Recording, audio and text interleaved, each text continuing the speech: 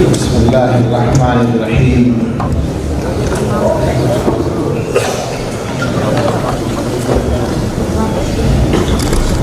الحمد للہ نحمده ونستعینه ونستغفره ونؤمن به ونتوکل علیہ ونعوذ باللہ من شرور انفسنا ومن سیئات اعمالنا من يهده الله فلا مضل له ومن يضلل فلا هادي له ونشهد ان لا اله الا الله وحده لا شريك له ونشهد ان سيدنا ونبينا ومولانا محمدا عبده ورسوله صلى الله تعالى عليه وعلى اله واصحابه وبارك وسلم تسليما كثيرا اما بعد فاعوذ بالله من الشيطان الرجيم بسم الله الرحمن الرحيم ووصى بها ابراهيم بنيه ويعقوب يا بني ان الله اصطفى لكم الدين فلا تموتن الا وانتم مسلمون بسم الله الرحمن الرحيم ما كان محمد أبا أحد من رجالكم ولكن رسول الله وخاتم النبيين وكان الله بكل شيء عليما صدق الله العظيم عن العباس بن عبد المطلب رضي الله عنه قال قال رسول الله صلى الله عليه وسلم ذاق طعم الإيمان والرضي بالله ربا وبالإسلام دينا وبمحمد رسولا أو كما قال عليه الصلاة والسلام. وقال صلى الله عليه وسلم ثلاث من كن فيه وجد بهن حلاوة الإيمان من كان الله ورسوله أحب إليه مما سواهما ومن أحب عبدا لا يحبه إلا لله ومن يكره أن يعود إلى الكفر بعد أن أنقذه الله منه كما يكره أن يقذف في النار أو كما قال عليه الصلاة والسلام. سبحان ربك رب العزة عما يصفون وسلام على المرسلين والحمد لله رب العالمين. اللهم صل على سيدنا محمد وعلى آل سيدنا محمد وبارك وسلم. اللهم صل على سيدنا محمد وعلى آل سيدنا محمد وبارك وسلم. اللهم صل على سيدنا محمد وعلى آل سيدنا محمد وبارك وسلم.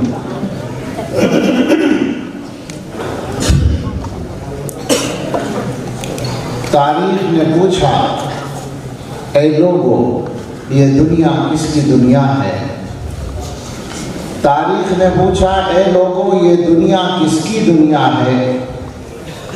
شاہی نے کہا بادشاہت نے کنگڈم نے شاہی نے کہا یہ میری ہے اور دنیا نے یہ مان لیا. پھر تخت بچھے ایوان سجے گھڑیال بجے دربار لگے تلوار چلی اور خون بہے انسان لڑے انسان مرے. دنیا نے آخر شاہی کو پہچان لیا. تاریخ نے پوچھا پھر لوگوں یہ دنیا کس کی دنیا ہے. دولت نے کہا یہ میری ہے اور دنیا نے یہ مان لیا. پھر بینک کھلے بازار جمے بیوپار بڑھے انسان لوٹے انسان بکے آرام اڑے سب چیخ اٹھے. دنیا نے آخر دولت کو پہچان لیا. تاریخ نے پوچھا پھر لوگوں یہ دنیا کس کی دنیا ہے. محنت نے کہا محنت نے کہا یہ میری ہے اور دنیا نے یہ مان لیا. پھر روح دبی پھر پیٹ بڑھے افکار سڑے کردار گرے ایمان لٹے اخلاق جلے، انسان نرے حیوان بنے، دنیا نے آخر محنت کو پہچان لیا۔ تاریخ نے پوچھا پھر لوگوں یہ دنیا کس کی دنیا ہے؟ مومن نے کہا اللہ کی ہے، اور دنیا نے یہ مان لیا۔ پھر قلب و نظر کی صبح ہوئی، ایک نور کی لے سی پھوٹ بہی، ایک خودی کی آنکھ کھلی، فطرت کی صدا پھر گونج اٹھی، دنیا نے آخر آقا کو پہچان لیا۔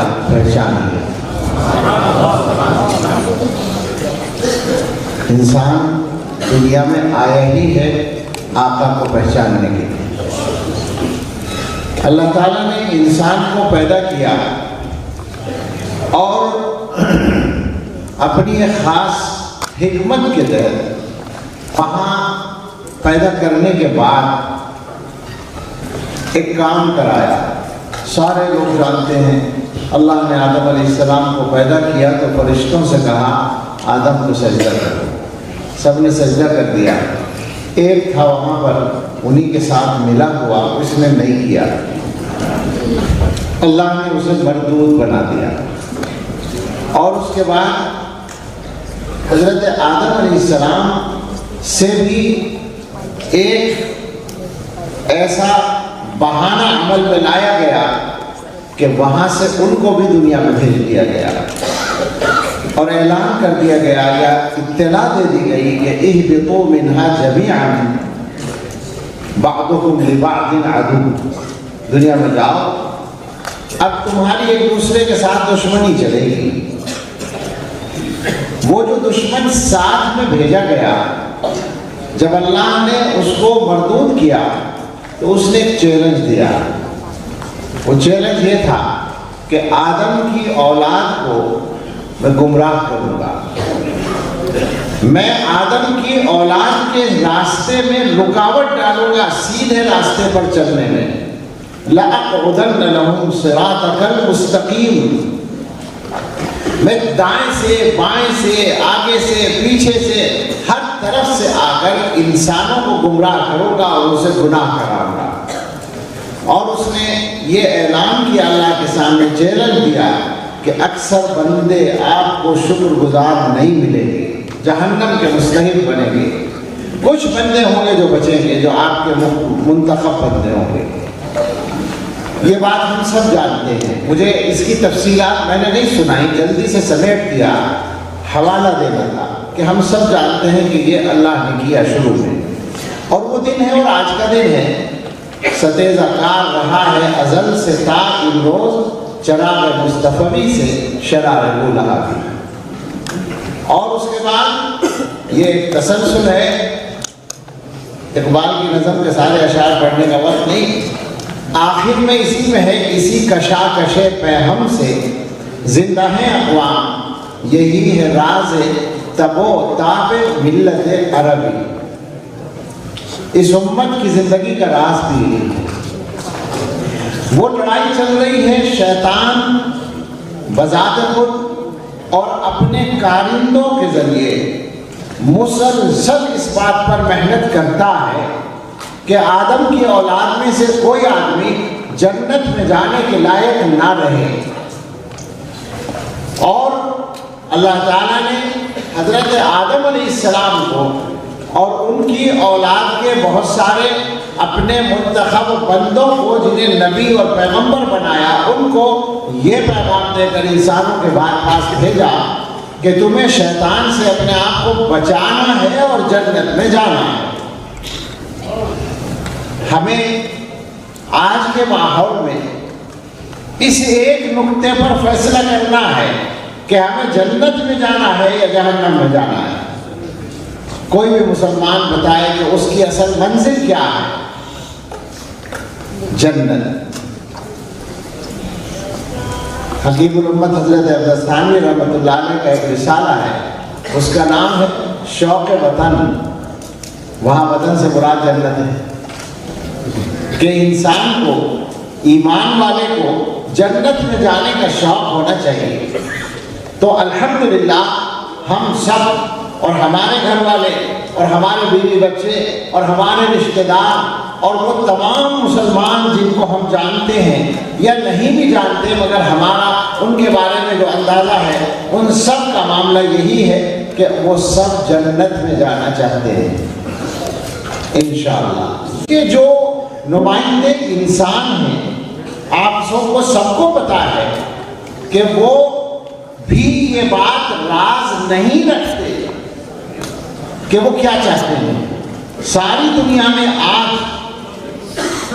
جو بھی لوگ اس کا کام کرنے والے ہیں ان کی طرف سے صاف اعلان ہے، وہ یہ چاہتے ہیں کہ یہ لوگ جو ایمان والے ہیں اپنے ایمان پر قائم نہ رہیں، اور اس مقصد کے لیے وہ کھلا کام کرتے ہیں۔ تو ظاہر بات ہے کہ دنیا کا کوئی بھی قانون ہمیں اس بات سے نہیں روک سکتا کہ ہم اپنے ایمان پر قائم رہیں اور اپنے ایمان کو بچانے کی فکر کریں۔ یہ ہمارا حق ہے، ساری دنیا میں ہے، ہمارے ملک میں بھی ہے، اور یہ حق تسلیم شدہ ہے، اس میں کوئی لڑائی نہیں، کوئی اختلاف نہیں ہے۔ شیطان کے کارندے کیا کیا کرتے ہیں ایک تاریخ ہے لمبی، لیکن میں اشارہ کرتا ہوں اور میرا خیال ہے یہ کوئی مضمون نیا نہیں ہے، صرف یاد دلانا مقصد ہے۔ شاید میں نے پرسوں کی گفتگو میں بھی یہ بات کہی تھی، میں اس کو تقریباً دہراتا ہوں۔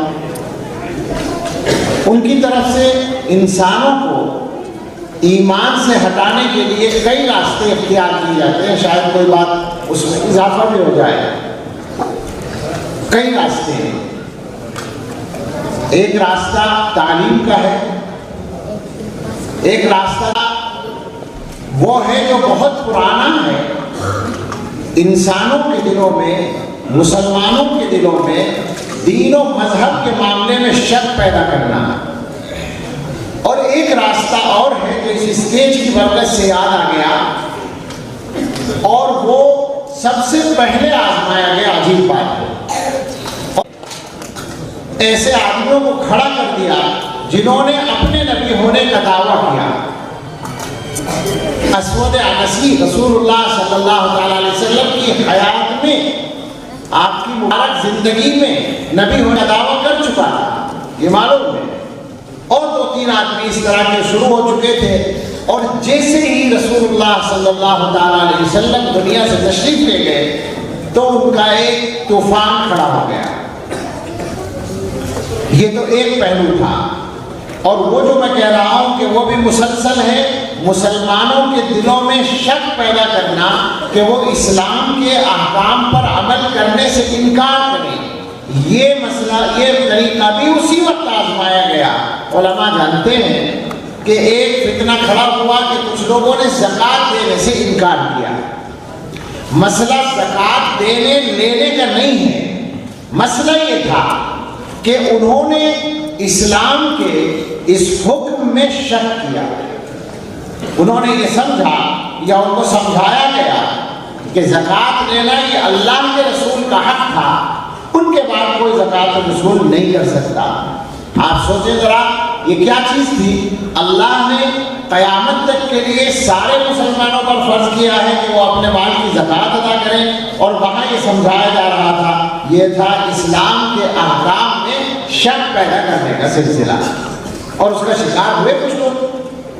اور پھر آپ کو معلوم ہے، مجھے اس کی بھی تفصیل میں نہیں جانا، کہ وہ شخصیت جس کو اللہ تعالیٰ نے انبیاء کا جانشین بنایا، وہ شخصیت جس کو خلیفۃ رسول اللہ صلی اللہ علیہ وسلم کہا گیا، سیدنا صدیق اکبر رضی اللہ تعالیٰ عنہ، انہوں نے ان دونوں فتنوں کی سنگینی کو محسوس کیا اور سمجھا کہ اگر ان کا مقابلہ نہیں کیا گیا تو امت کا راستہ بدل جائے گا۔ صدیق اکبر نے ایک نعرہ لگایا، نعرہ اس طرح تو نہیں لگایا جیسے ہمارے تاریخ میاں نے آپ سے لگوایا، اللہ تعالیٰ ان کو بھی خوش رکھے۔ آج تو مجھے بھی بہت مزہ آیا، ان کی نعتیں باتیں میں سنتا رہتا ہوں جلسوں میں۔ مولانا یہ جو ہے مفتی طارق جمیل، میں نے طارق میاں کہہ دیا تو ہو سکتا ہے آپ لوگ نہ سمجھے، طرح ہے، مجھ سے پڑھا ہے انہوں نے۔ آج میرے ذہن میں یہ بات آئی کہ یہ لوگ جو صحیح نظمیں صحیح نعتیں سنانے والے ہیں، ان کی ایک بڑی کارگزاری ہے کہ لوگوں کے دلوں میں ایمانی جوش اور جذبے کو یہ تازہ کر دیتے ہیں، زندہ کر دیتے ہیں۔ یہ بڑا کام ہے۔ چنانچہ آج میں ریاکاری بھی کر دوں کہ میں نے بھی ان کو انعام دیا غریب بلا کے۔ تو صدیق اکبر نے ایک جملہ کہا، اَيُنْقَصُ الدِّينُ وَأَنَا حَيٌّ، میری زندگی میں دین میں کمی کر دی جائے گی؟ یہ نہیں ہوگا۔ کیا دین میں کمی کر دی جائے اور میں زندہ رہوں؟ یہ نہیں ہو سکتا۔ یہ ایک سمبل تھا، ایک عنوان تھا، ایک گویا کہ نصب العین تھا جو ابوبکر صدیق رضی اللہ تعالیٰ عنہ نے امت کے تمام لوگوں کو دیا۔ اور وہ دن ہے اور آج کا دن ہے۔ صدیق اکبر کی کارگزاری ایسی تھی کہ صحابہ کرام نے گواہی دی کہ واللہ قام مقام الانبیاء، ابوبکر صدیق نے انبیاء کے جانشینی کا حق ادا کر دیا، وہ کام کیا جو اپنے دور میں انبیاء کرتے تھے۔ الحمدللہ ہم یہ کہہ سکتے ہیں کہ آج اللہ کی توفیق سے حضرات اکابر دیوبند کے نام لیوا جو محنتیں کر رہے ہیں، میں ڈرتے ڈرتے کہتا ہوں اور کہتے ہوئے رکتا بھی نہیں کہ اگر یہی فتنے جو آج ہمارے سامنے ہیں حضرات صحابہ کے سامنے ہوتے تو آپ مجھے بتائیں وہ اس کے علاوہ کیا کرتے کہ ان فتنوں کا مقابلہ کرتے۔ الحمدللہ وہ آپ کر رہے ہیں۔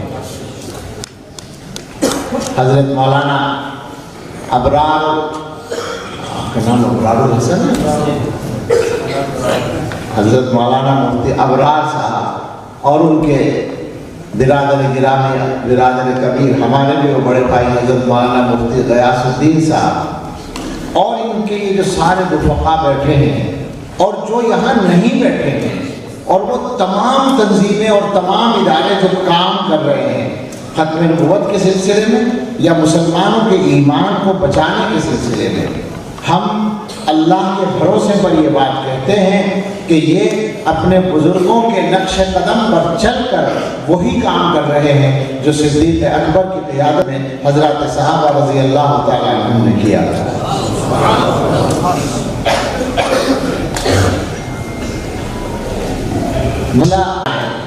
بلکہ اپنے دلوں کے اندر ایک مشن بٹھا کر لے جانا ہے، تو بات کا سمجھنا ہمارے لیے ضروری ہے۔ صورتحال یہ ہے کہ وہ شیطان کے نمائندوں نے طے کر رکھا ہے کہ جس جتن سے ہو سکے ان کے دلوں سے ایمان کو مٹانا ہے۔ آج میں ادنا سا طالب گناہ گار آپ سے ایک بات کہتا ہوں کہ آپ اس بڑے اجلاس سے ایک عہد کر کے جائیں اور یہ عہد اپنے اللہ سے کریں، مجھ سے نہ کریں کہ دنیا میں پہلے کہتا ہوں ہم اللہ سے عافیت مانگتے ہیں، آزمائش نہیں مانگتے، ہم آزمائش کے لائق نعمت ہے ساری دنیا کی نعمتیں اور جنت کی نعمتیں بھی آپ ملا لیں تو ان سب سے بڑھ کر ایمان ہے، اس لیے کہ جنت کی نعمتیں بھی ایمان ہی کے طفیل میں ہیں، جنت کی نعمتیں بھی ایمان کے بدلے میں ہیں، اور جو لوگ ایمان سے محروم ہوں گے وہ دنیا میں جو چاہیں کر ڈالیں، جنت کی نعمتوں سے رہنا ہے اور محنت کرنی ہے اس بات کے لیے کہ ہمارے بچے اور ہماری نسلیں اس پر باقی رہیں۔ جلدی جلدی سمجھ لیں، اشاروں میں سمجھ لیں کہ دشمن کیا کرتے ہیں۔ وہ کیا کرتے ہیں جو شیطان کی کاریگری ہیں، وہ یہ کرتے ہیں کہ ہمارے بچوں کو پڑھاتے ہیں اور پڑھانے کے ساتھ ساتھ اپنے مذہبوں کی تبلیغ کرتے ہیں۔ میں صرف تازہ حالات کے تحت نہیں کہتا بلکہ عمومی جو مسلسل تحریک ہے، مذہب کو بدلنے کی تحریک تعلیم گاہوں میں مسلسل چل رہی ہے۔ اور عجیب بات ہے، میں نے وہ اشارے میں اس دن کہا تھا مغلیہ سلطنت جیسی کیسی باقی تھی، ہندوستان میں انگریزوں کا باقاعدہ تسلط نہیں ہوا تھا، اس وقت میں ہندوستان کے اندر مشن اسکول قائم تھے اور ان کی کارگزاری کا یہ عالم تھا کہ ہندوستان کی وہ شخصیت جس نے سب سے آگے جا کر عیسائیوں کی مذہب کی تحریک کا مقابلہ کیا، آج ہم پہ الزام لگاتے ہیں لوگ تبدیل مذہب کا، مسلمانوں پر یہ الزام بالکل جھوٹا ہے۔ مسلمان کسی کا مذہب جبرن تو کیا تبدیل کرائے گا؟ مسلمان کو تو پیار محبت سے جتنا پیغام پہنچانا چاہیے اتنا نہیں پہنچا رہا ہے۔ وہ کاہے کو الزام لگاتے ہو بھیا؟ ہم تو اپنے حصے کا کام نہیں کر رہے جو ہمیں کرنا چاہیے۔ غلط ہے الزام۔ ہاں وہ جو مذہب، وہ عیسائی مذہب کے ماننے والے جو لوگ ہیں ان کی کارگزاری آپ کو معلوم ہے، اور آج سے نہیں شروع سے معلوم ہے، اس لیے کہ حقیقت میں وہ عیسائی بھی نہیں ہے۔ یہ نئی بحث میں چل جائے خام کا ایک جملہ زبان پہ آ گیا، مگر علماء کے لیے ٹھیک ہے، علماء کو اشارہ مل جائے گا، حقیقت میں وہ عیسائی مذہب بھی نہیں ہے۔ مذہب بدلا تبھی سے ان میں بگاڑ آیا۔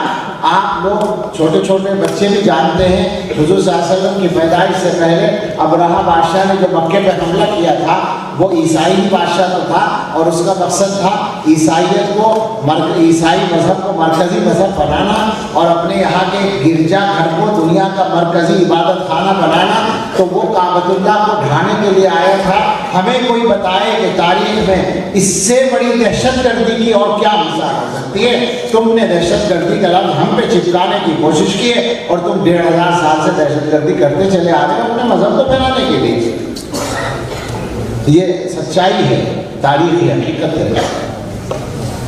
تو مولانا رحمت اللہ کیرانوی، جنہوں نے ہندوستان میں عیسائیت کا مقابلہ سب سے آگے جا کر کیا ہے اور کامیابی حاصل کی ہے عیسائی مبلغوں کا منہ پھیرنے میں، ان کا قصہ یہ ہوا کہ ہندوستان میں جب انگریزوں کا تسلط ہو گیا اور انگریزوں سے مقابلہ کرنے کے میدان میں جو جو علماء آئے تھے، حجت الاسلام حضرت مولانا قاسم نانوتوی رحمۃ اللہ علیہ، امام ربانی حضرت گنگوہی رحمۃ اللہ علیہ، سید الطائفہ حضرت حاجی امداد اللہ مہاجر مکی رحمۃ اللہ علیہ، اور ان سب نے مل کر مقابلہ کیا تھا آمنے سامنے انگریزوں کا، اور مولانا رحمۃ اللہ کیرانوی نے اپنے کیرانہ قصبے میں باقاعدہ حکومت قائم کی تھی انگریزوں کے مقابلے میں۔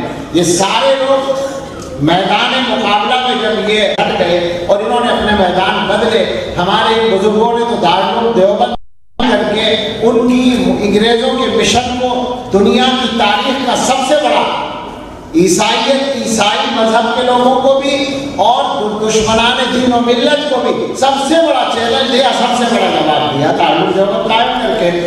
حضرت مولانا رحمت اللہ کیرانوی نے ہجرت کی مکہ مکرمہ، اور وہاں جا کر بڑے واقعات ہیں ان کے، مجھے تو اس کے بارے میں مولانا رحمت اللہ صاحب کو خیال آیا کہ وہ 12 سال کا بچہ محمد سعید کیا کرتا ہے۔ خط لکھ کر پوچھا تو پتہ چلا کہ امبالہ کے مشن اسکول میں پڑھتا ہے، مشن اسکول میں، انگریزوں کے اسکول میں۔ تو حضرت نے فرمایا میری زندگی عیسائیت کا مقابلہ کرنے میں گزر گئی، اور میرے گھر کا بچہ مشن اسکول میں پڑھتا ہے، یہ کیسے ہو سکتا ہے؟ اس بچے کو میرے پاس بھیج دو۔ چنانچہ اس کو مکہ مکرمہ بلا لیا اور حاجی امداد اللہ صاحب رحمۃ اللہ علیہ کی تربیت میں دیا اور خود تعلیم کا انتظام کیا، اور اس کے بعد اسی بچے نے، بلکہ مولانا نے مدرسہ قائم کیا، اور وہی بچہ مولانا سعید صاحب مدرسہ سولتیہ کے سب سے پہلے محتمل بنے، انہی کی اولاد میں ہیں جو اب تک چلے آ رہے ہیں سلسلہ وہاں کا۔ آپ اس سے اندازہ کریں، ایک چھوٹا سا واقعہ ہے کہ کس درجے انہوں نے جال پھیلایا ہوگا۔ تو وہ ایک راستہ ہے، اور آج کی دنیا میں تعلیم کا راستہ فقط عیسائیوں کے اسکولوں کا نہیں، بلکہ تمام دنیا کے اندر جو مذہب والے بھی چلاتے ہیں، اسکول کاری یا حکومتیں چلاتی ہیں، ان کے اندر یہ صورتحال بنی ہوئی ہے کہ بڑی تعلیم کے، اعلیٰ تعلیم کے، ڈگری کے جو شعبے ہیں ان کے اندر عام طور سے الحاد پیدا ہو رہا ہے، ایتھسٹ بن رہے ہیں لوگ، لا مذہب ہو رہے ہیں، منکر خدا اور منکر مذہب ہو رہے ہیں۔ وہ ایک راستہ ہے۔ ایک راستہ یہ ہے جس کی طرف میں نے اشارہ کیا، اور اس کی تفصیلات میں اس وقت جانے کا موقع نہیں ہے، کہ دوستیوں کی تحریک چلائی گئی ہے۔ یہاں بھی ہمارے ساتھ دوہرا ظلم ہو رہا ہے، ہم شکایت کرتے ہیں کہ ہم پر الزام لگایا جاتا ہے کہ ہم محبت کے راستے سے اپنا کوئی مشن پورا کر رہے ہیں، جبکہ معاملہ الٹا ہے۔ معاملہ الٹا ہے کہ ہم شکار ہو رہے ہیں اور ہمارے ساتھ وہ معاملہ کیا جا رہا ہے، مگر دنیا کا یہ دستور ہے شیطان کے کاریندوں کا کہ جب وہ کوئی کام کرنا چاہتے ہیں غلط کام، تو اس کا الزام دوسروں پر لگاتے ہیں تاکہ ان کی کارگزاری چھپی رہے۔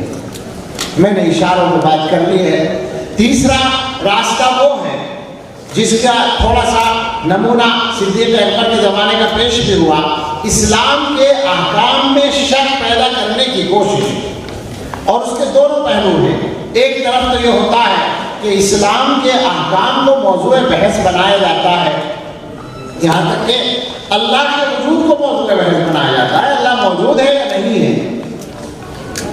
آدمی کے ذہن میں شک کا بیج ڈالا جاتا ہے، تم اللہ کو مانتے ہو؟ ہاں مانتے ہیں۔ کیوں مانتے ہو؟ دیکھا ہے کبھی اللہ کو؟ اب آدمی کہتا ہے کہ نہیں دیکھا تو نہیں ہے۔ بھائی ایسی طاقت کو کیا ماننا جس کو کبھی دیکھا ہی نہیں؟ ایسا کیسے ہو سکتا ہے؟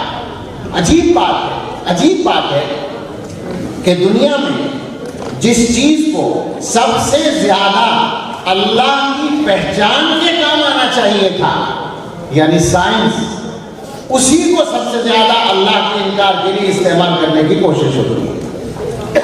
مجھے کسی کی گمراہی پر اتنا تعجب نہیں ہوتا جتنا سائنسدانوں کی گمراہی پر تعجب ہوتا ہے، اس لیے کہ انہوں نے اللہ تعالیٰ کی تخلیق کو قریب سے دیکھا ہے۔ جس طرح انہوں نے دیکھا اس طرح عام آدمی نہیں دیکھتا، انہیں تو فوراً اللہ تعالیٰ کی پہچان تک پہنچ جانا چاہیے تھا۔ مگر بات یہ ہے کہ جب سفر غلط رخ پر شروع ہوتا ہے تو نتیجہ غلط نکلتا ہے۔ اس کے لیے ضروری تھا کہ وہ اپنا قبلہ ٹھیک کر کے چلتے تو پھر ہدایت ملتی۔ ایک جگہ ہم نے ایک جلسے میں شرکت کی، وہاں ایک نعت پڑھنے والے نے نعت پڑھی، تو اس میں ایک شعر تھا، وہی یاد ہے بس ایک ہی شعر۔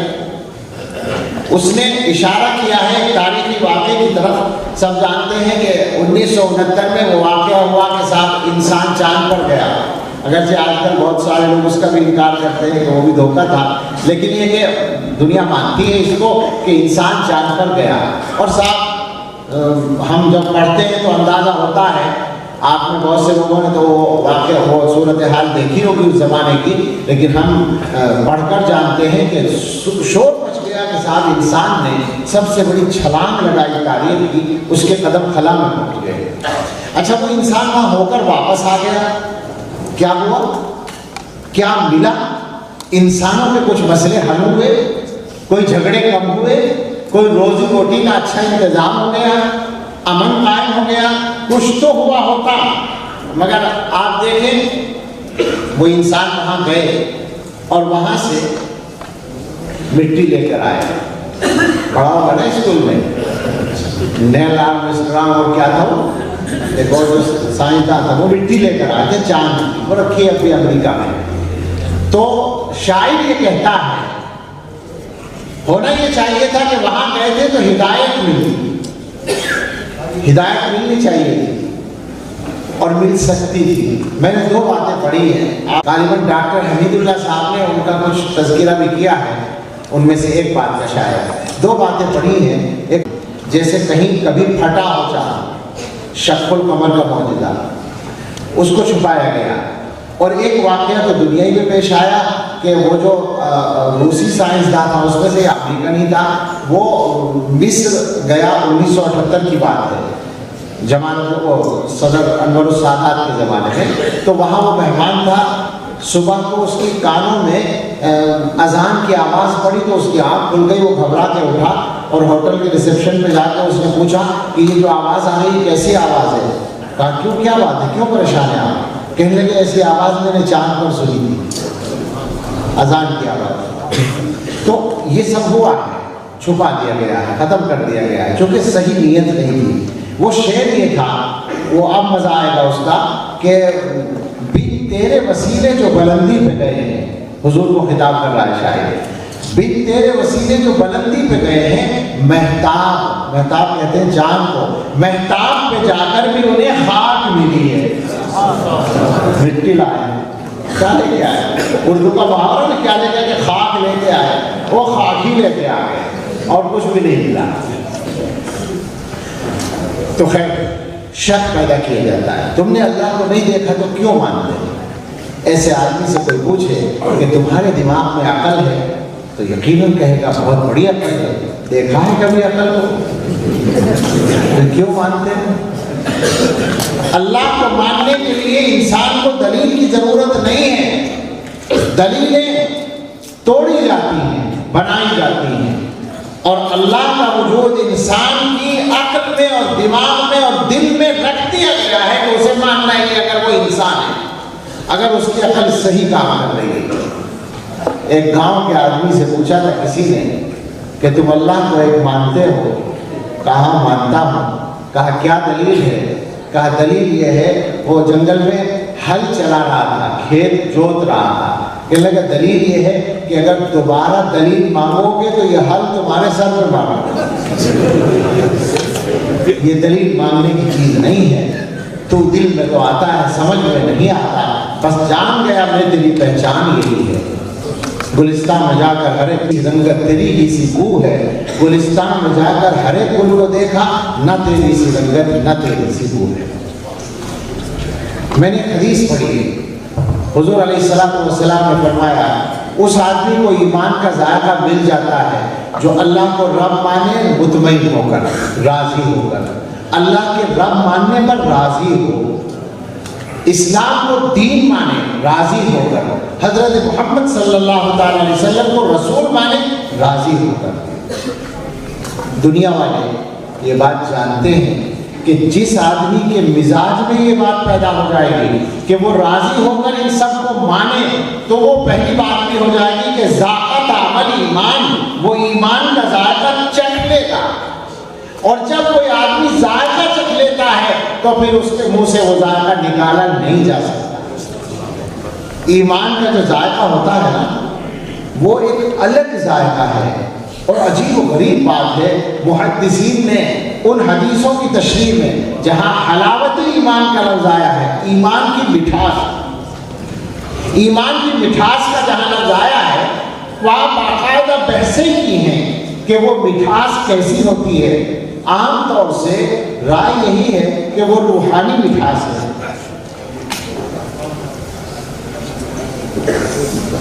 مگر بعض محدثین یہ کہتے ہیں روحانی نہیں ہے، اس کا ذائقہ زبان میں بھی محسوس ہوتا ہے. اس کی مٹھاس اتنی طاقتور ہوتی ہے کہ زبان میں بھی اس کا مزہ آنے لگتا ہے. یہ ایمان ہے.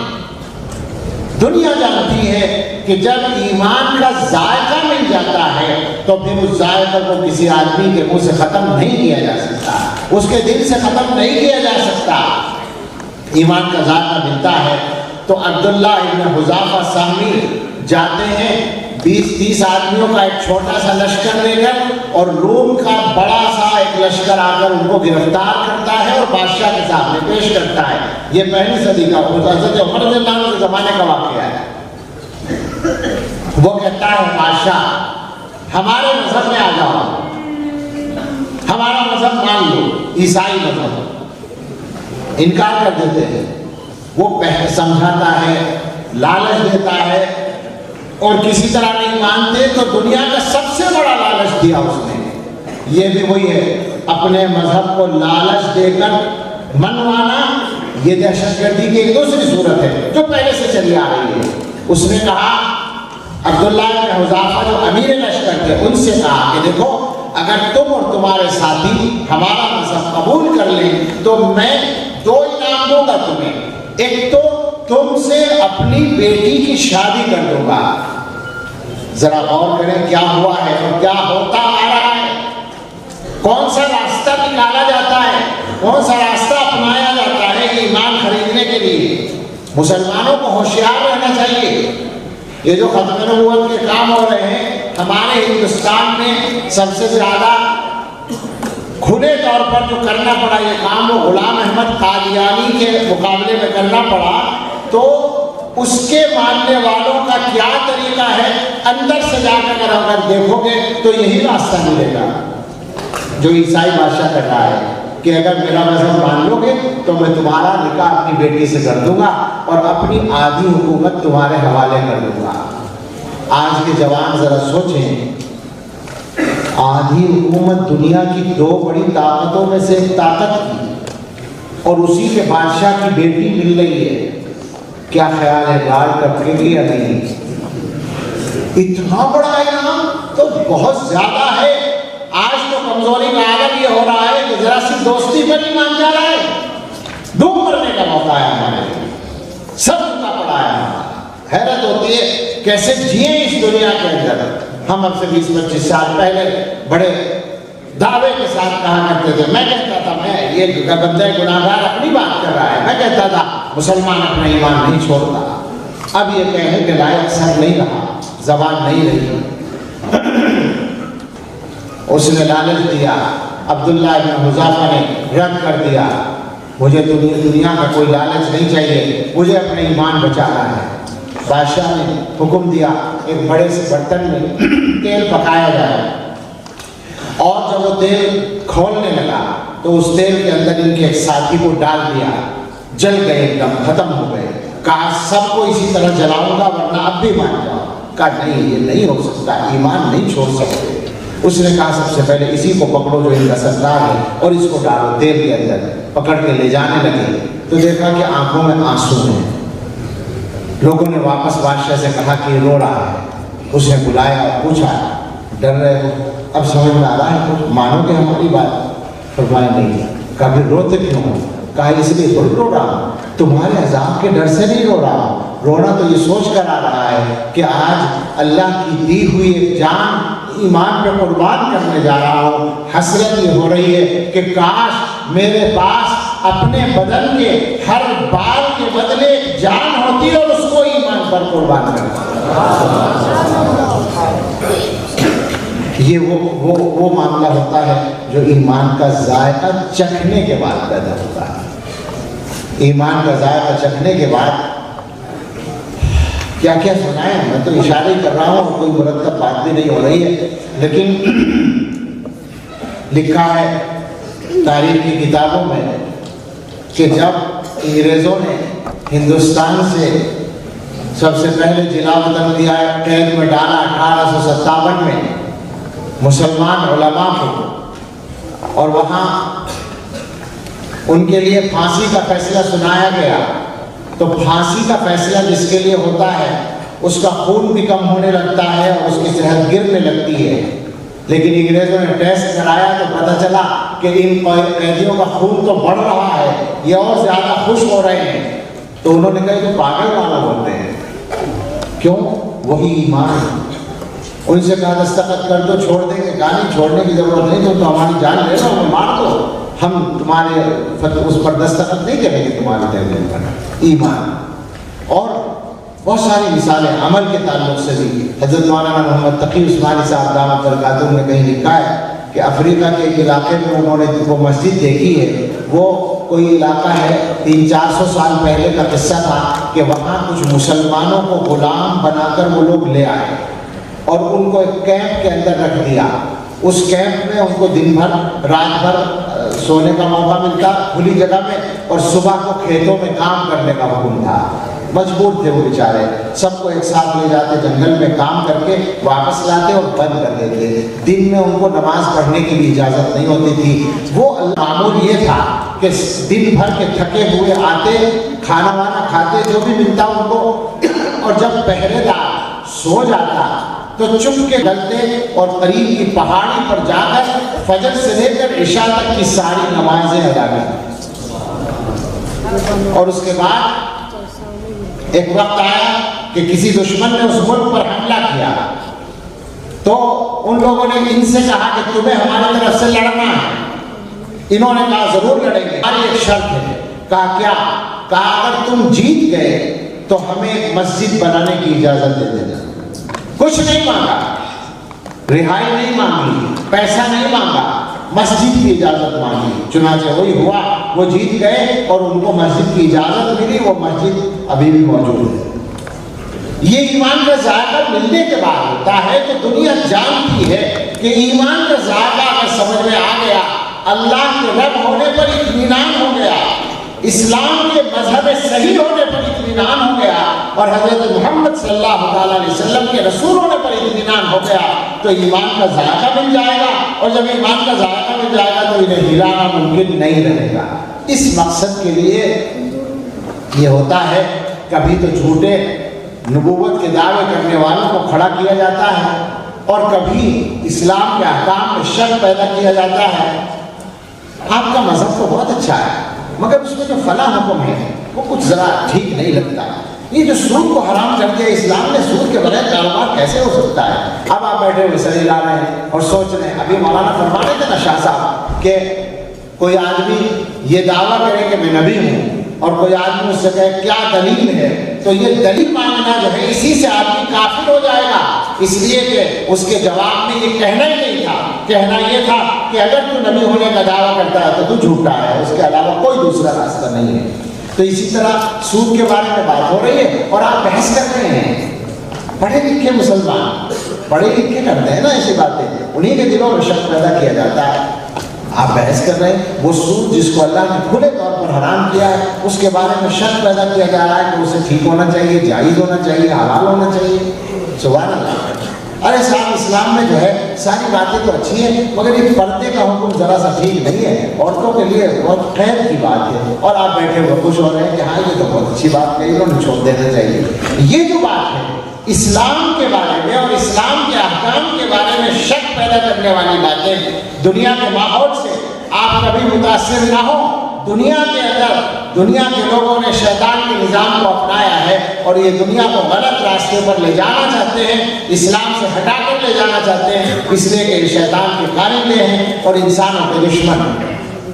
اسی مقصد کے لیے جھوٹے لوگوں سے نبوت کے دعوے کرائے جاتے ہیں، اور اسی مقصد کے لیے ہمارے آقا حضرت محمد صلی اللہ علیہ وسلم کی شان میں گستاخی کی خباثتیں اور حماقتیں کی جاتی ہیں۔ ہمارے موجودہ زمانے کے حالات میں ہمیں دو تین کام خاص طور سے سوچ کر کرنے کی ضرورت ہے، چونکہ ہر مسلمان کی ایک ڈیوٹی ہے جو اللہ تعالیٰ نے لگائی ہے، اور وہ یہ ہے کہ اپنے آپ کو اور اپنے گھر والوں کو جہنم سے بچانا ہے۔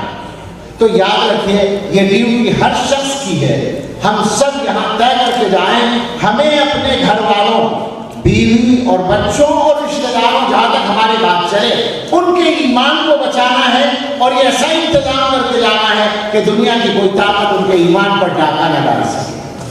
کسی نے کہا تھا کہ ہم لوگ فکر کرتے ہیں ہمارے مرنے کے بعد بچوں کا کیا ہوگا، یہ فکر نہیں کرتے کہ بچوں کے مرنے کے بعد بچوں کا کیا ہوگا۔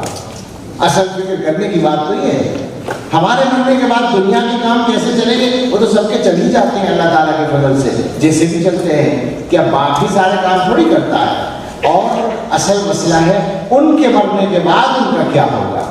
تو بچوں کی نگرانی اور تربیت کرنی ہے، میں تفصیل نہیں کر سکتا اس کی، لیکن بچوں کی تربیت پر ہمیں دھیان دینا ہے۔ دوسری سب سے بڑی ضرورت ہے کہ بچوں کے مزاج میں اس بات کا شعور پیدا کرنا ہے کہ ہمارا مذہب کیا ہے اور اس کے صحیح عقیدے کیا ہیں۔ یہ جو اکابر دیوبند کے ماننے والے علماء قدم قدم پر آپ کے پاس آتے ہیں، کام کر رہے ہیں بیٹھ کر شہروں میں اور دیہاتوں میں اور چھوٹی چھوٹی جگہوں پہ، یہ ہمارے اور آپ کے محسن ہیں، یہ ہمارے ایمان کو بچانے کا کام کر رہے ہیں۔ آپ ان سے استفادہ کر کے، ان سے سمجھ کے عقیدے کو اور اپنے مذہب کو اپنے بچوں کو سمجھائیں اور بتائیں کہ ہمارے صحیح عقیدے یہ ہیں۔ اور دنیا کا کوئی آدمی اگر آ کر یہ دعویٰ کرے کہ آج اس کے اوپر وحی آتی ہے یا وہ نبی ہے یا کسی بھی انداز سے وہ ایسی باتیں کرے، اس کے کلام سے، اس کی بات سے اس کی بو بھی آئے، تو آپ اس کو رد کر دیں اور کہیں کہ ہم نے تو اپنے گلے میں حضرت محمد صلی اللہ تعالی علیہ وسلم کی غلامی کا ہار ڈال رکھا ہے، اب تمہارے جیسے کتوں کی دوستی کا پٹا ہم اپنے گلے میں نہیں ڈال سکتے۔ ہم رد کرتے ہیں تمہیں، ہم رد کرتے ہیں تمہارے جھوٹ کو، تم ہمارے ایمان پر ڈاکہ ڈالنے کے لیے آئے ہو۔ اور ایمان کی جو سب سے بڑی بنیاد ہے توحید، اس کو ہمیشہ مضبوطی سے قائم پکڑے رکھیں، اس لیے کہ اس توحید میں بھی ڈاکے ڈالنے کی کوششیں کرتے ہیں۔ ہمارے ایمان کا خلاصہ یہ ہے کہ سارے کام کرنے والے اللہ والا اللہ ہے، دنیا میں جو کچھ ہوتا ہے وہ اللہ کے حکم سے ہوتا ہے۔ اگر ساری دنیا مل کر، یہ حدیث کے الفاظ کا ترجمہ ہے کہ سب مل کر اگر تمہیں کوئی فائدہ پہنچانا چاہیں اور اللہ نہ چاہے تو وہ فائدہ نہیں پہنچ سکتا، اور سب مل کر تمہیں کوئی نقصان پہنچانا چاہیں اور اللہ نہ چاہے تو وہ نقصان تمہیں نہیں پہنچ سکتا۔ یہ ہمارا ایمان ہے، اس ایمان پر ہمیں قائم رہنا ہے۔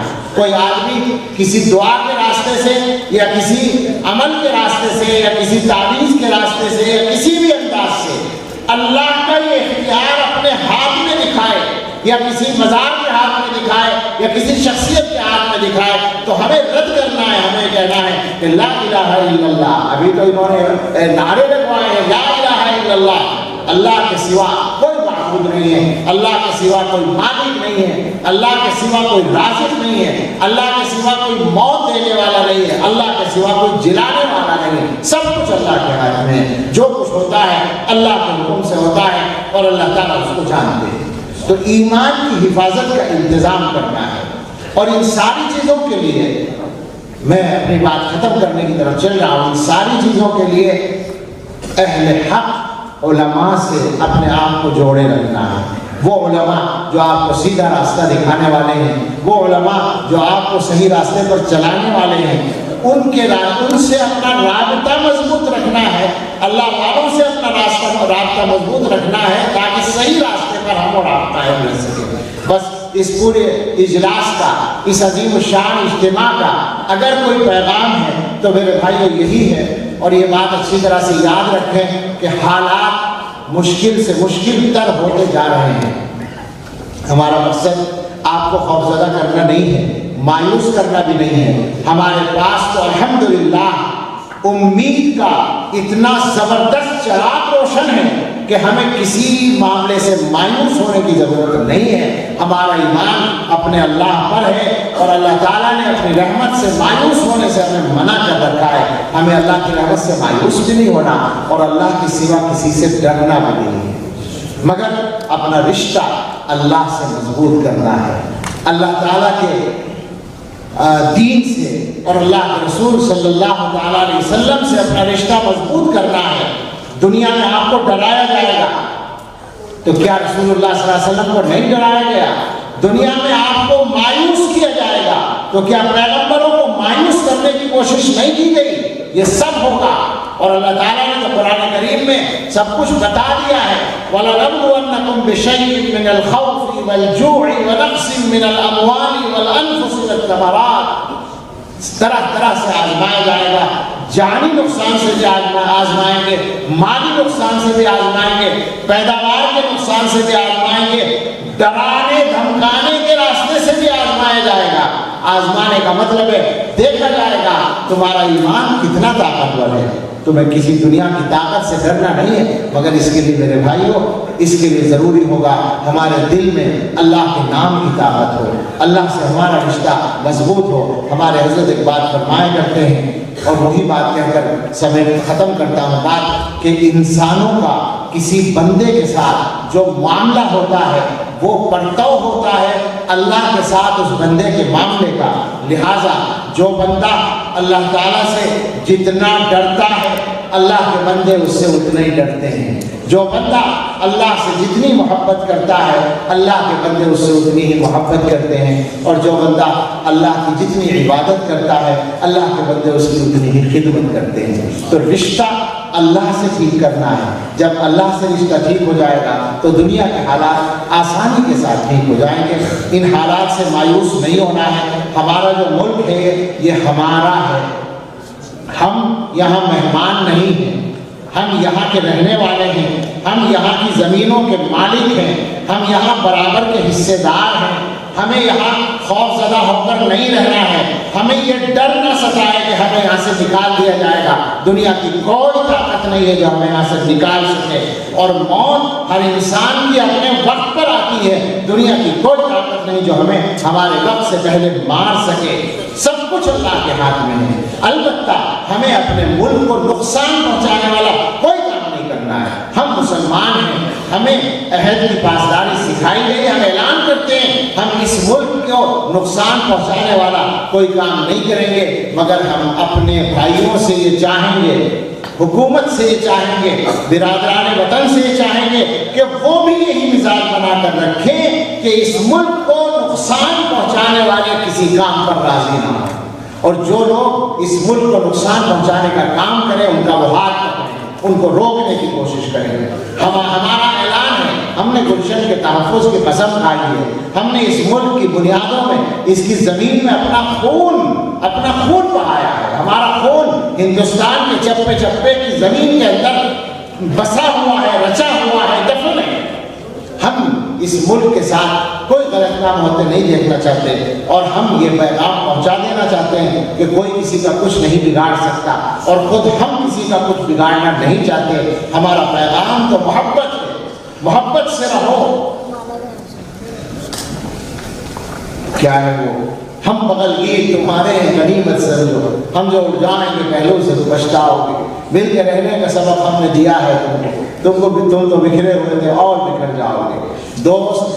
دوست نہ بننے میں بہت گھاٹا ہے، آ کے پھر دوستی کی آب و ہوا تازہ کریں، آ کے پھر درد کا ٹوٹا ہوا رشتہ جوڑیں، آ کے پھر وعدہ و پیمان وفا تازہ کریں۔ یہ پیغام ہمارا اپنے بھائیوں کے لیے ہے، ہندوستان میں رہنے والوں کے لیے ہے۔ دنیا کے حالات میں بار بار کہہ رہا ہوں، یہ حالات صرف ہندوستان کے نہیں ہیں، ایمان کے لیے اور ایمان والوں کے لیے ساری دنیا کے حالات کو تنگ کرنے کی کوشش کی جا رہی ہے۔ ایک بات رہ گئی تھی جو کہنا چاہتا تھا، وہ کہہ دوں کہ آپ یہ نہ سمجھیں کہ اسلام میں کوئی کمزوری ہے یا آپ مجرم ہیں، اس کو بھی اپنے ذہن سے نکال دیں۔ اصل مسئلہ ہے اسلام کی طاقت کا۔ اسلام اپنی سچائی کی طاقت کی وجہ سے دنیا میں بڑھتا جا رہا ہے، اس سے شیطان کی طاقتیں پریشان ہو کر اس طرح کے الٹے سیدھے کام کر رہی ہے۔ لہذا آپ کو نہ مایوس ہونا ہے، نہ خوف زدہ ہونا ہے، اللہ کی اس نعمت کو جسے ایمان کہتے ہیں اپنے دلوں میں محفوظ رکھنا ہے، اور نسلوں تک کے ایمان کو محفوظ رکھنے کا انتظام کر کے جانا ہے۔